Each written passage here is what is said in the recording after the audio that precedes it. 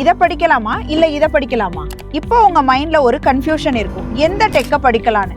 So நான் உங்ககிட்ட ஒரு சிம்பிள் ஐடியா சொல்றேன். ஃபர்ஸ்ட் கூகுள் ட்ரெண்ட்ஸை ஓபன் பண்ணுங்க. அதுல எக்ஸ்ப்ளோர் ஆப்ஷன் இருக்கும். அங்க ரியாக்ட் அண்ட் ஆங்குலர்னு டைப் பண்ணுங்க. இது எதை லேட்டஸ்ட் ட்ரெண்ட்னு ஷோ பண்ணும். இதுல எவ்வளோ பேர் ரியாக்டை சர்ச் பண்றாங்க, எவ்வளோ பேர் ஆங்குலரை சர்ச் பண்றாங்கன்னு ஷோ பண்ணும். மோஸ்ட்லி ரியாக்ட் தான் ஹை ட்ரெண்ட்ல இருக்கும். பட் இது மட்டும் பார்த்தா போதாது.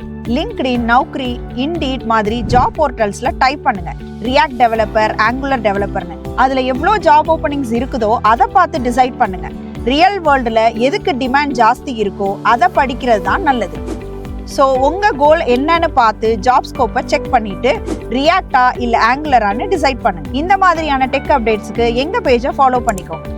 எங்க ஏஐ இன்டகிரேட்டட் கோடிங் கோர்ஸ் பத்தி என்கொயர் பண்றதுக்கு லிங்க் பயோல இருக்கு. இல்லைன்னா இந்த நம்பரை காண்டாக்ட் பண்ணுங்க.